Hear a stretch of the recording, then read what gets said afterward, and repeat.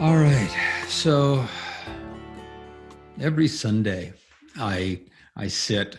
I usually wake up knowing it's a day to be present in satsang, and oftentimes as I ask into what wants to be shared, it's not known initially, but it usually comes pretty quickly, and it's usually has to do with where my own devotions have been through the week, where my own awakened consciousness has been pointed.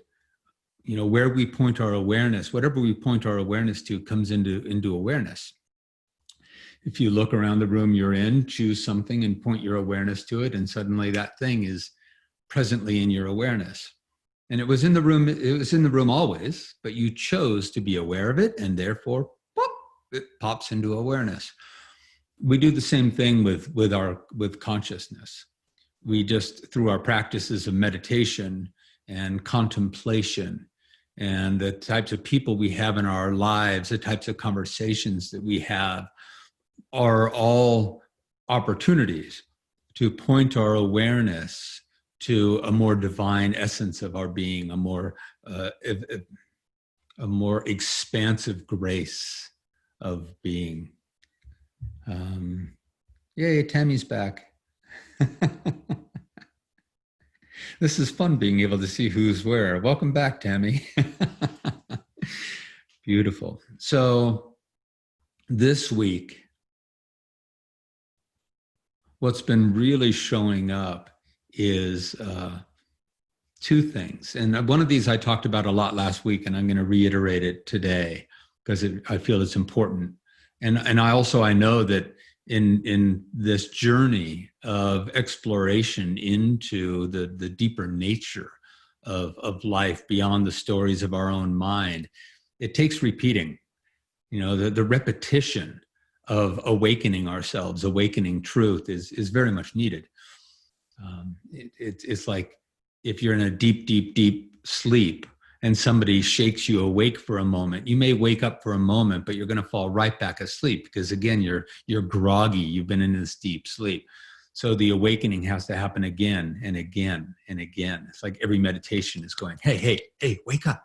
Hey, don't go back into the dream of self. Stay with me. So this week, I want to speak again about something I spoke to last week because it bears repeating.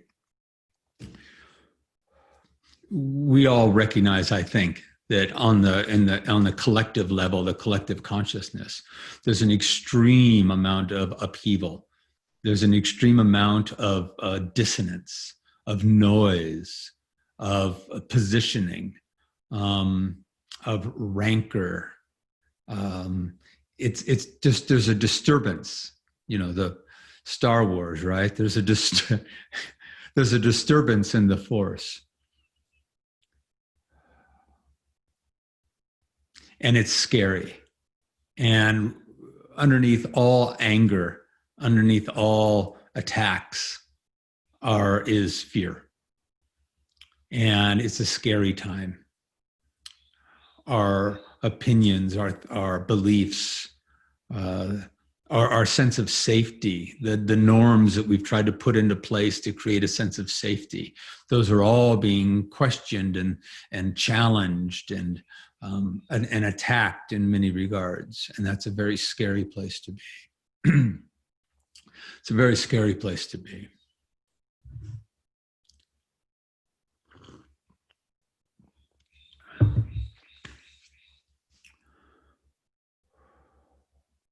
And when we're scared, like any animal that it feels scared or threatened or cornered, it can be easy to want to attack or to want to adjust and fix the world, fix the condition to get it back into alignment with our sense of comfort, our sense of safety, our sense of right, so that we can come back to a place of peace, so we can come back to a place of feeling safe. And it turns out it's not the job of the world around us to shape itself to our conditioning, to please us, to make us feel safe. That's an inner journey.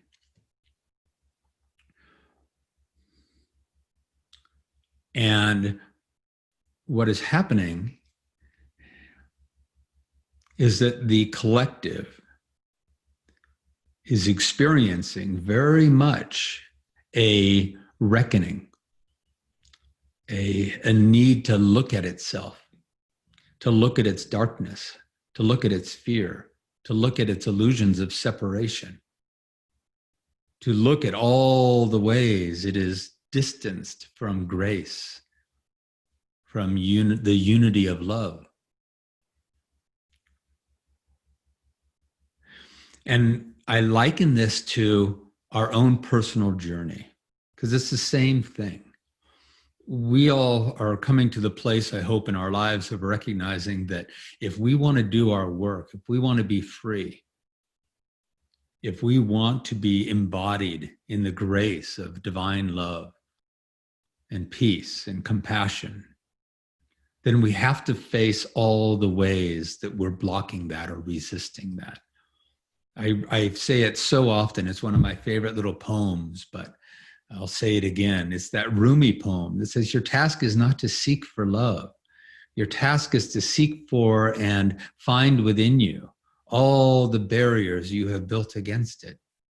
When the barriers are removed, the love is already there. It can't not be. It's what we are. The shadows veil the knowing of the love that we are, the shadows of mind, the shadows of ego.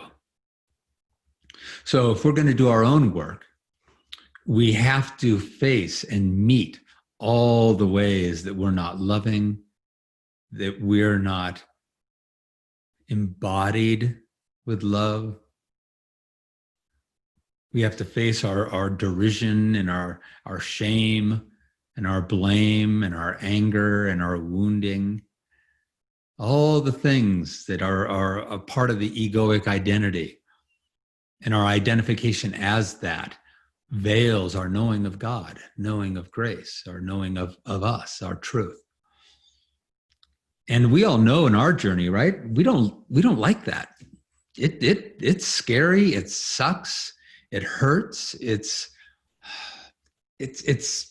sad in a lot of ways.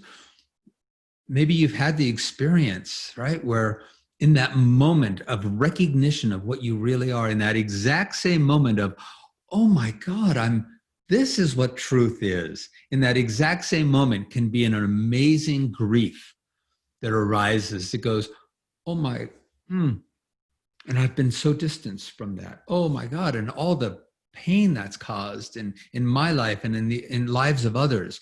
Like in the moment of revelation, there's also the revealing of just how distanced or far we have been from our grace and our truth.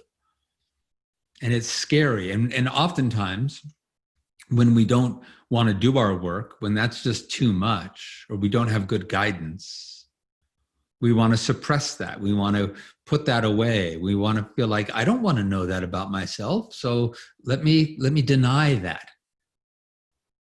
And let me make the other people in my life wrong for triggering my stuff, my wounding, my pain, my illusion of separation, my over-identification with my wounding, the egoic body. Other people are pointing it out, and I don't want that to be pointed out because it feels like I'll be abandoned or betrayed, or nobody will love me if they know just how wounded I am. So that's happening on the collective.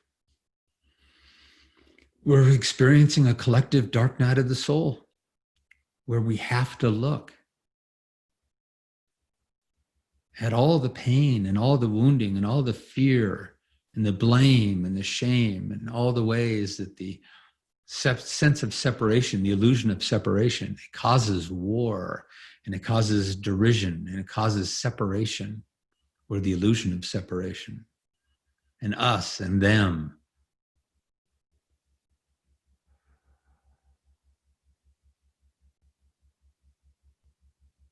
So within our own personal journey, how do we work with that?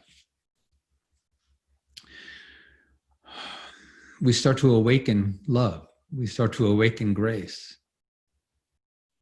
We start to learn how to love and be with and hold space for our own pain, our own wounding, our own hurt, our own small stories of self, our own constructed image of self, the egoic image of self we've made up in our own mind over a lifetime, all the stories we've collected about ourselves and layered them and layered them and layered them and came up with a pretty a false sense of self. We learn how to love those things so that they can be loved and let go, not pushed away and pushed aside and shoved down, because they'll just come back later. So can we do that on the collective? Can we learn to not hate that which frightens us, that which we don't want to see?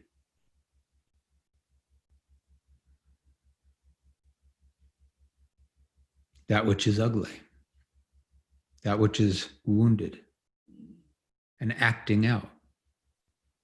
When we act out from our pain, when we're triggered and we act out from our pain, isn't it always healing? That when we come back and recognize what really happened and take responsibility, and then say to another maybe that we were acting out against, I'm sorry.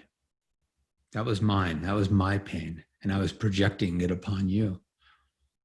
And I wanted to push you away, and I wanted to hurt you, and I wanted to make you wrong for making me feel just how pained I am. So can we do that on the collective? Can we set boundaries and speak truth and speak out against racism and against inequality, and even speak out against hate? And it's not so much against, it's to. Speak to it. Acknowledge it.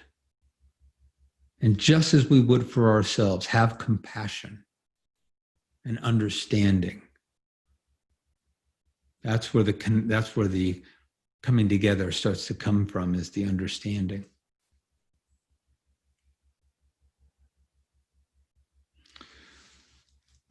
So I want to bring this back to satsang. I want to bring this back to grace. I want to bring this back to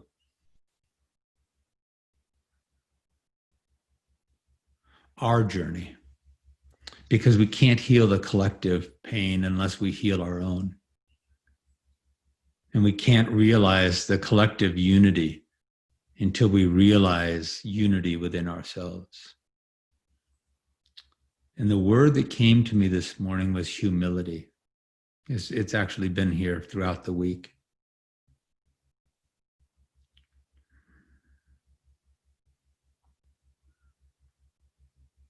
To have the egoic identity humble itself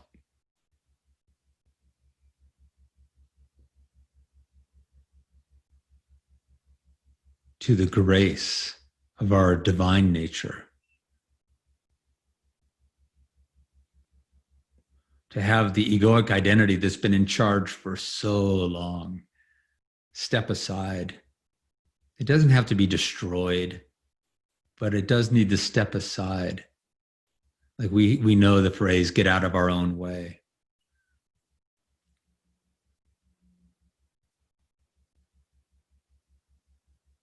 To come into a state of real humility, to love. basically.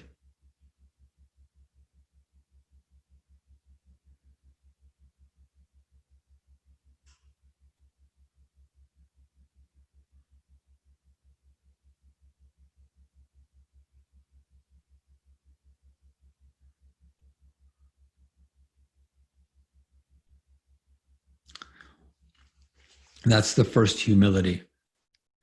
The first humility is to recognize that what we traditionally believe to be ourselves is not the truth of us. It is a constructed story. And the humility is to say that this me that I'm so entranced by and that I so believe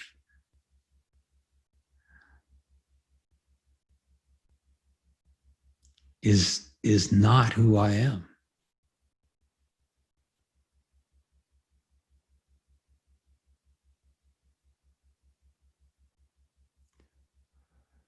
The invitation here is to start every meditation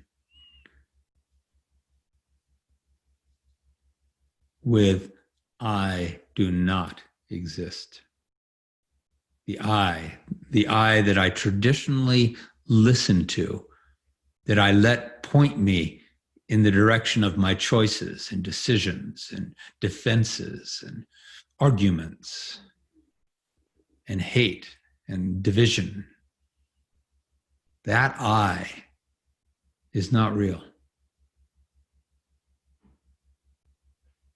It is a construct. It is a construct of the mind.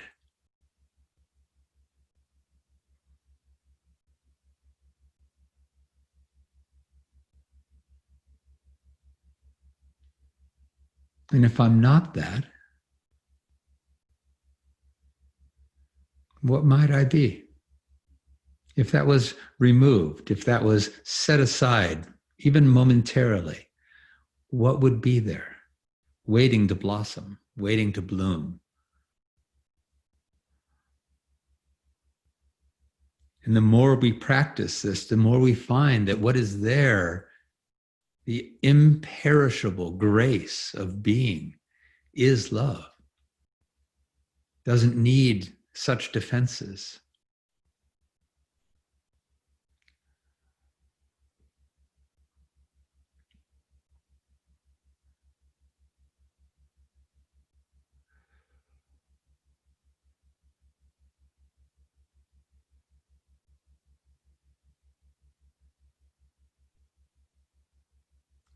And we can then start to find a devotion to awakening that love, a devotion to embodying that grace, a devotion to our own liberation, our own freedom, which is not devoted to the egoic story of self, a devotion to our truth. And humility is the doorway to that devotion.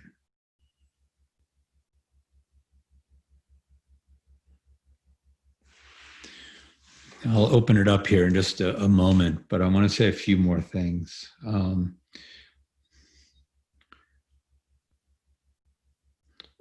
We're like a one-winged bird. We've got this egoic sense of self, very strong, predominant. For most, it's the only self that they know. It's been in charge for a long time. It's been making decisions for a long time. It's been declaring the rights and the wrongs for a long time.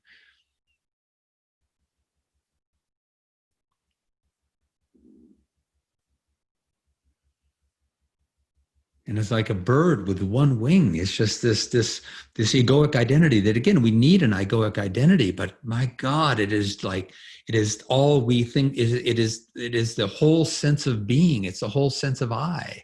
It's the whole sense of self. And it's unstable. And so this bird has got one wing and it's just flying in these circles.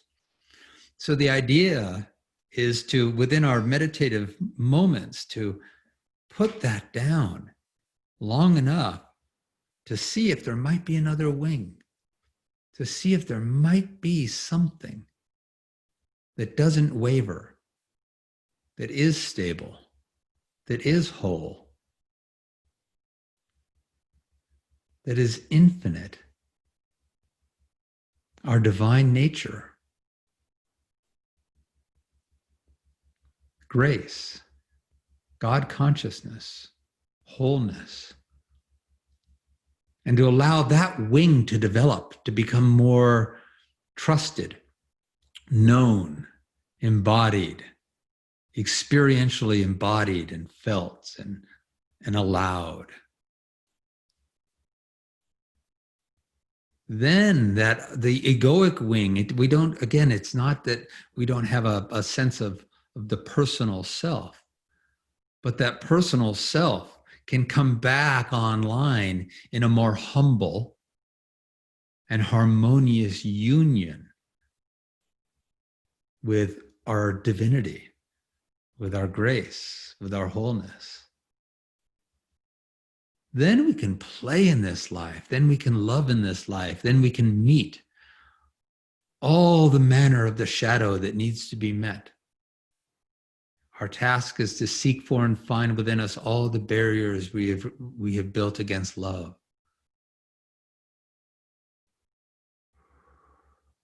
So we awaken the love, we awaken the grace, we awaken our essence of being that is the unifying consciousness of all of us. Embody that and allow that and trust that,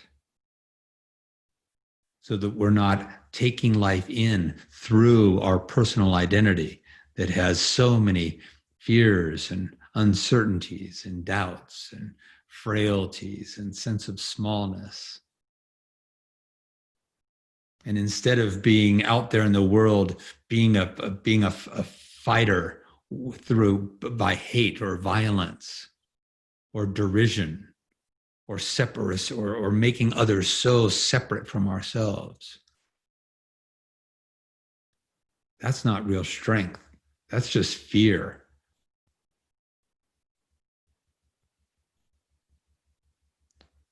Can we have those same conversations that need to be had and meet the pain and the wounding and the grief, and meet all of that from the true power of loving awareness, loving presence, that will it'll seek for justice, and it'll seek for bringing more love into balance. It'll seek to shine light into the darkness. It'll seek to let go of and move beyond and heal all the pain, so that there can only be love. And that will often happen in a very vociferous manner. And it'll set strong boundaries, and it'll say no to what no needs to be said to. But can it do so without hate or fear, and do so from the power and the strength and the humility of love?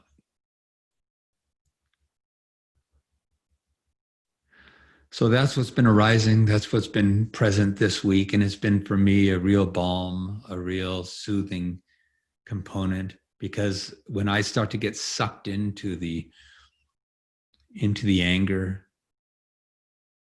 and my fear of what feels like ignorance in the different ways, ignorance not meaning stupidity, ignorance just means the ignorance of the divine, the not knowing of the divine, and that can scare my egoic identity. But when I allow the grace that's imperishable, it's so much easier to love into that space rather than to argue into that space. Okay.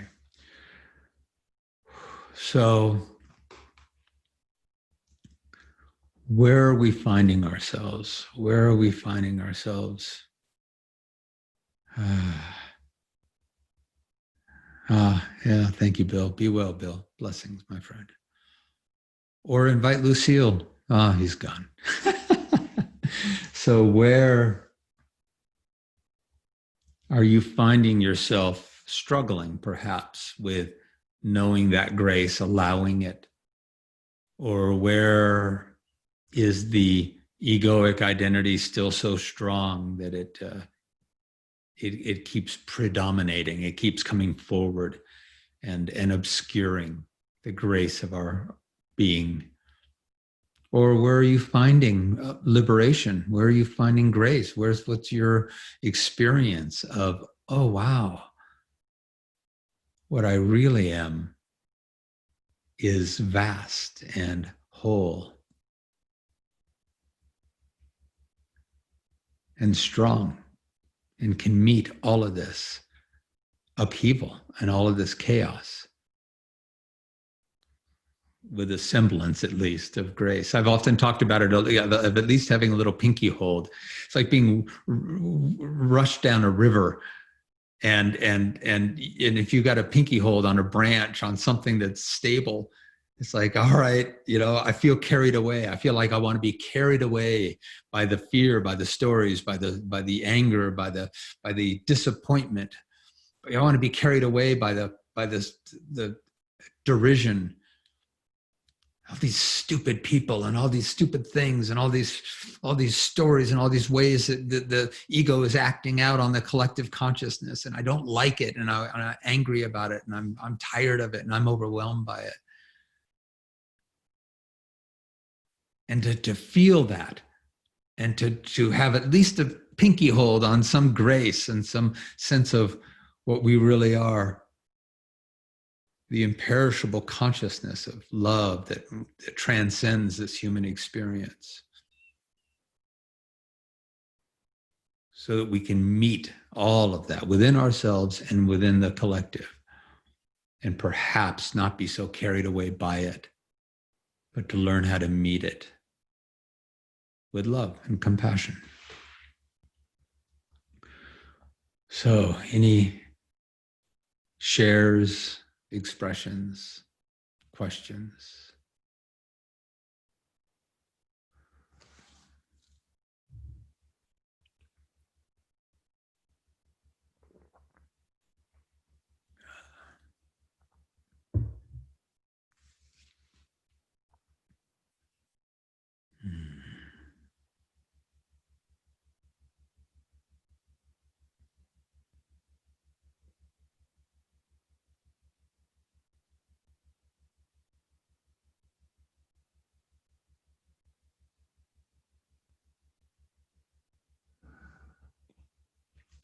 So,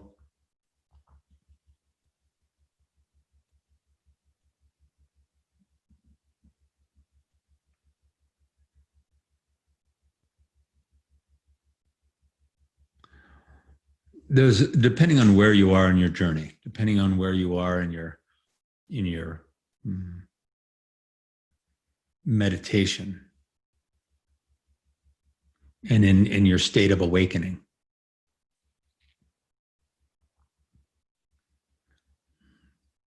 this formless grace of being can be accessed or pointed to or found in different ways.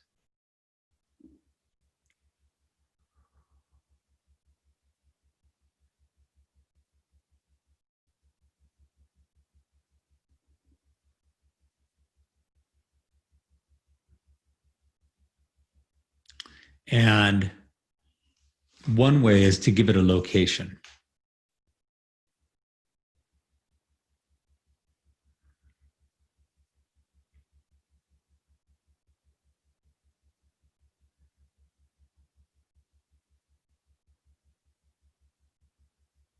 So I'll speak about it a couple of different ways. This is one way you can play with this. And again, all of these are practices. They're practices that need to be done again and again and again and again, like anything, like playing piano. right? You practice your scales and you keep practicing them until they become innate, until they become just so thoughtless. They're just a part of your reality. It's the same with this, except for this is a bit harder because we're breaking an old habit of identity. We're breaking an old habit of how we point our awareness and where our awareness goes. Our awareness typically is in two places. It's out there on the unfolding experience, the world of form, the thing that's happening. Whether it's an ugly thing, a disturbing thing, or what we would call a beautiful thing, like a sunset,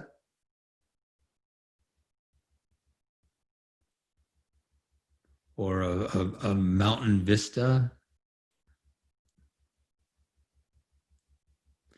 Our awareness is typically either out on the event, entranced, completely all of the awareness, just watching the event and experiencing it as if it's out there. And in the world of form, it is. There is the movement of life and the tangibility of things. But then we can start to recognize, we can say, okay, point your awareness to that. So do it right now. Point your awareness to something and allow your awareness to be focused on the something 6 feet away, 10 feet away, whatever it is, out there. Your awareness is out there. And so you think that your experience is where the object is. Oh yeah, there's the thing. The thing is happening out there. If you watch a bird fly by the window, oh, the bird is flying by out there. And in the world of form, it is. But then we can start to recognize that everything you're experiencing is being experienced traditionally, typically, and we're going to simplify this, in the mind. In the unawakened state, in the dream state, the experience is happening in the mind. How else could it be that two people sitting side by side could watch the exact same thing unfolding and have completely different experiences of it?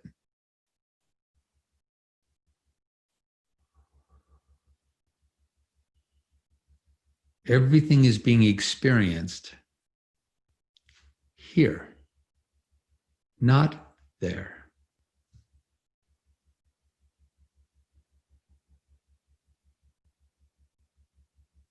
The reason that that's a valuable distinction is because it allows us to start being more present here in the self, in the identity, in the person,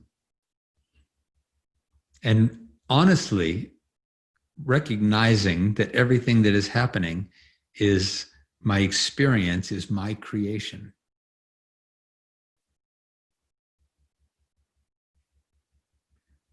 It's easier then not to blame life for how I feel, because how I feel is my creation, my experience. So now it brings our awareness into the self more.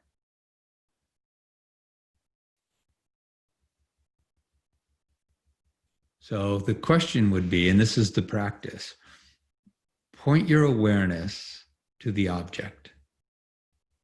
And notice, as I'm looking over at this plant, I notice if I point my awareness to the object, my awareness goes whoop, out there, as if I'm not involved. Now point your awareness to your experience. Where is your experience happening? You can play with it. This is the nuance. It's necessary. So I'm pointing my awareness to the object. It's there. Now I'm pointing my awareness to the experience of the object. And you may find your awareness comes within. It's typically kind of pointing to the head. The awareness points to, well, this, my experience of that is within my mind. I'm taking in a thing called a plant, the word plant, and the fact that I call it a plant is my mind telling me, oh, that thing you're looking at, that's called a plant. And that thing that says that's called a plant is happening in here. Oh, and it's green. That's green. That's happening here. And plants are good. And that's a particularly nice plant. And that is happening here. So we learn to point the awareness out to the object. Now point the awareness to your experience of the object. And it typically comes into this here. It's like planes. The object is out there in that plane, but my experience is happening here in this plane. Okay, out there, in here. Now, point your awareness to what is aware of your experience.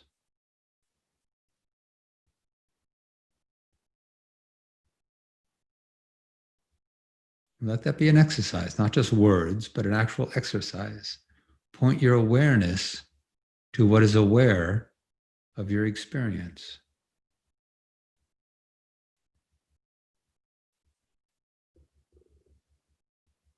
And know that what is aware of your experience is unchanging.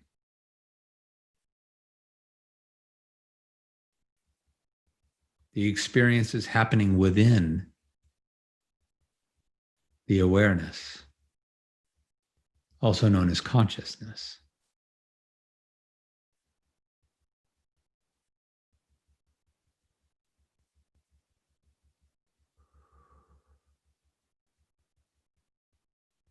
And when you point your awareness to that which is unchanging, within which all experience comes and goes, arises and passes,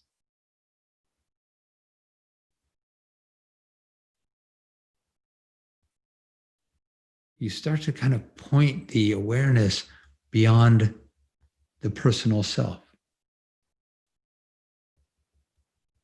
For many, that is kind of behind. It's like a witness. It's this embrace, this holding embrace, watching the mind tell stories about ourselves, watching the mind feel crappy about self, feel wonderful about self, doubt the self. The movie of mind is constantly playing out stories about who we are. That's why we start the meditation with, I don't exist. That story of me that's been running things forever is an illusion. It's a construct. I made it up. It's a movie. The movie changes. Sometimes it's a dramatic movie. Sometimes it's a comedy. Sometimes it's a tearjerker. Sometimes it's a horror film. This story of self. And it keeps changing. And it always has been and always will be. So we start to, let's bring online an awareness of the awareness, the unchanging grace, and allow that to be vast, boundless. This has boundaries. The sense of self is a sense of boundaries, a limitation. It's a limited story happening within this limited body that's going to end someday. So that can't be the wholeness of us. That can't be the real truth of us.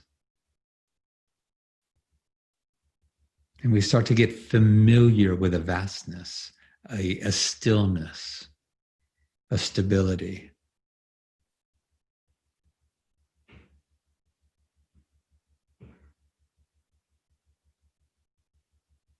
And when that becomes more familiar, more allowed, we start to recognizing that it is allowance itself.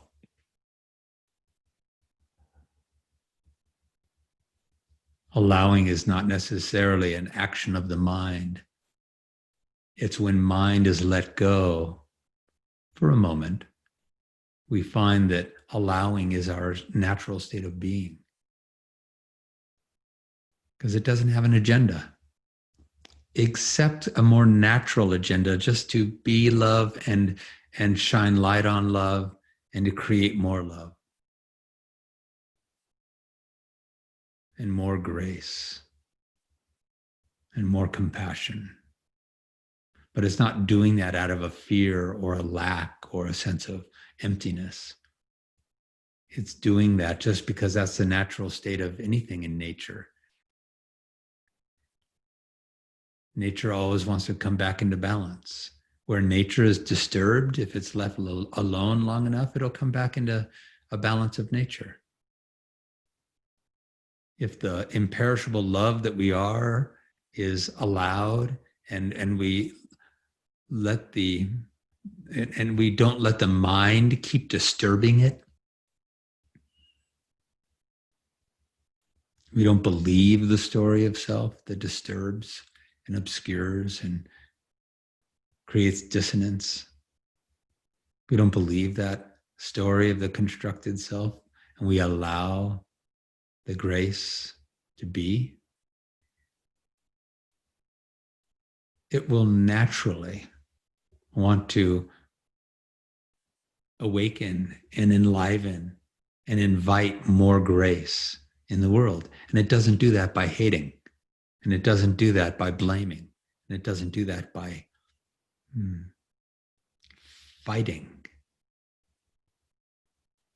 It does that by understanding and through compassion and through listening and through allowing and speaking truth, speaking love, speaking compassion, speaking grace.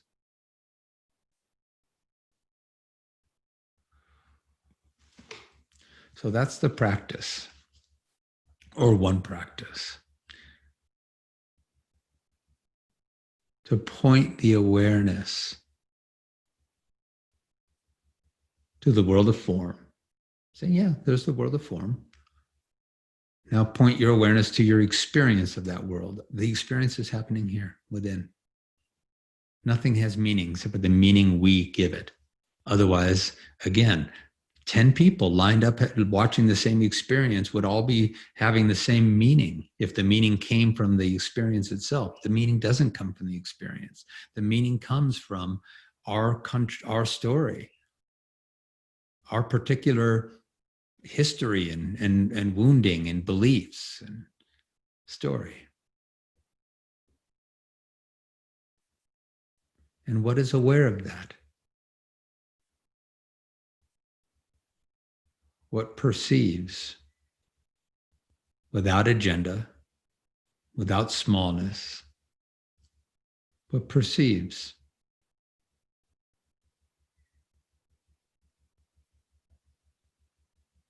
The disturbances of mind.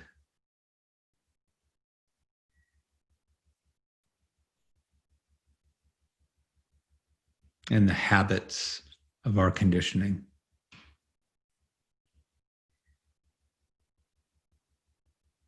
So we can find in these days, it's easy to collapse into the fear, into the pain, into the anger, into the confusion, into the overwhelm.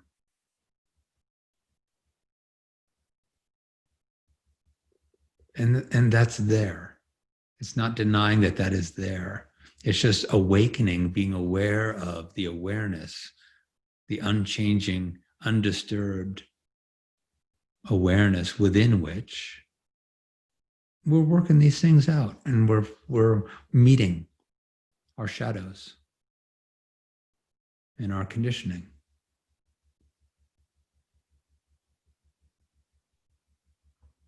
which are again coloring consciousness. There's movements of thought and beliefs within the embrace of loving awareness. And I am that. That's the next mantra. I am not the story of self. I am that within which the story of self constantly is changing.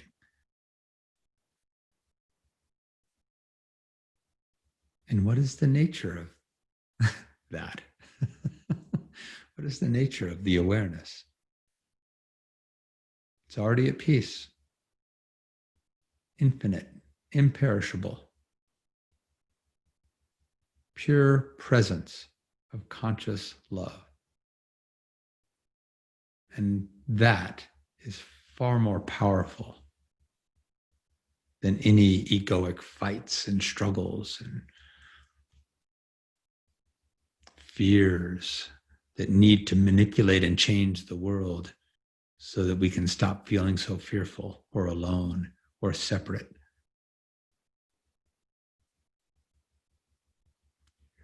Okay.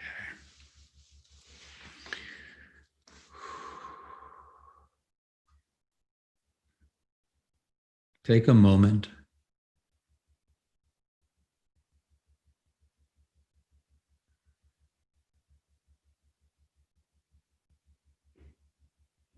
and just allow the awareness to be aware of your isness, a sense of being.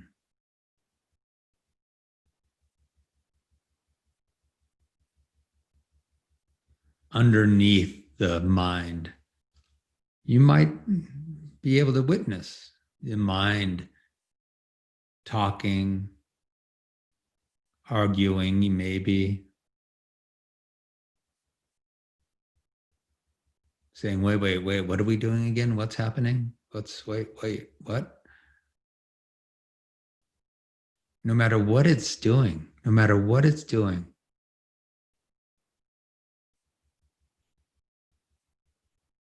know that that is your experience,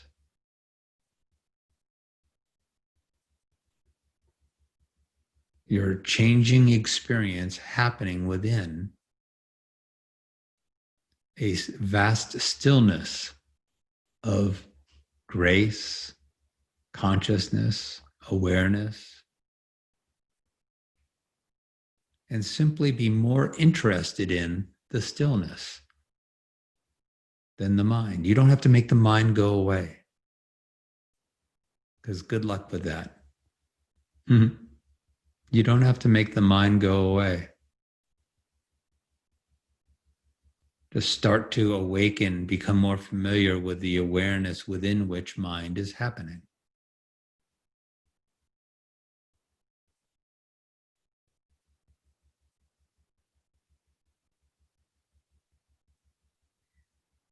Be slightly more interested in or curious about the stillness.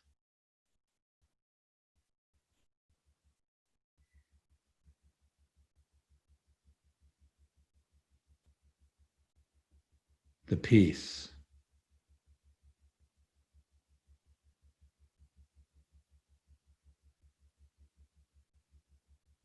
Because if we want to create a world of such peace, it starts within us.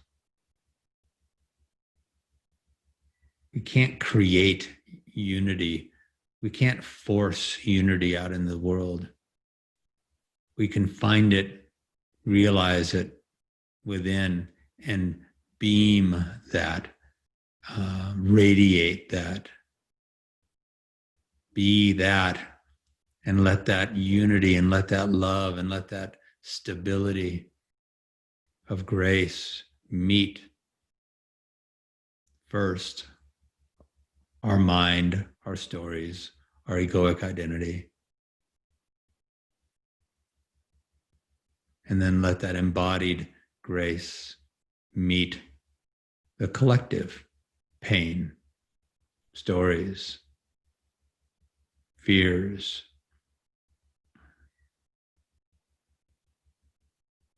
and speak truth, but do it with love. Speak truth, but do it with love. Not a mind-constructed love, not an efforted love, not a, oh, I got to remember to be loving.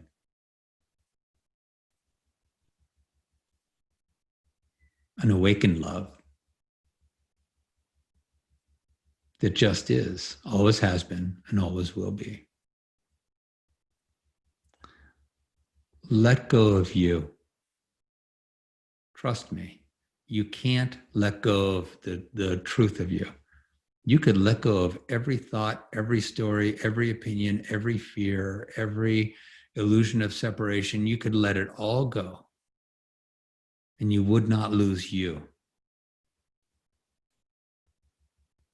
You would not disappear. In fact, you would begin to appear. May there be a greater appearance of divine. This is what we're moving toward. This is in our own experience and in the collective. We are awakening the consciousness of love. And it is going to be ugly for a while. And it's going to be hard. The ego fights, our own ego fights when we say, let go. No, this is how I stay safe. This is how I control the world. This is how I manipulate everything so that it's going to match my conditioning. It's going to satisfy my conditioning. That's what happens within us. And we know that the journey of awakening can be a struggle, but it's worth it. So we're probably in for a good decade.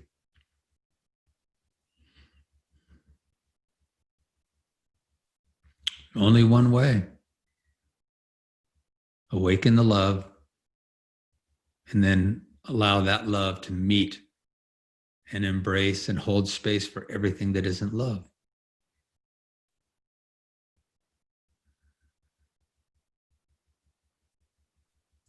Okay. Whew.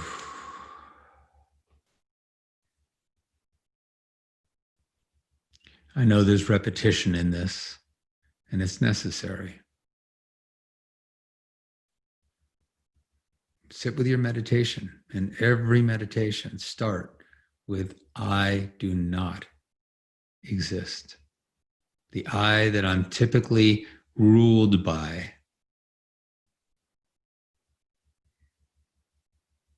is not, there's no substance to it. That's another way to put it. There's no substance to it.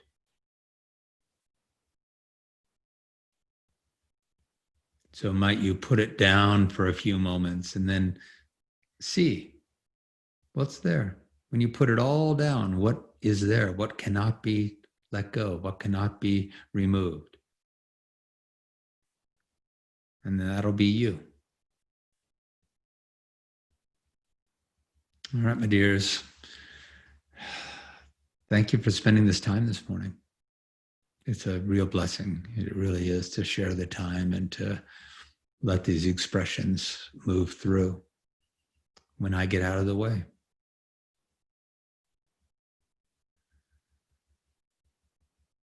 There's nothing but peace.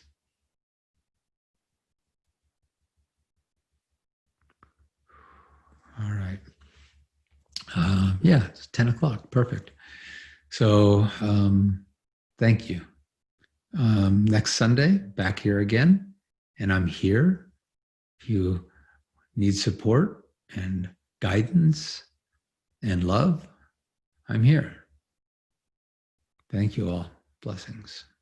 Blessings.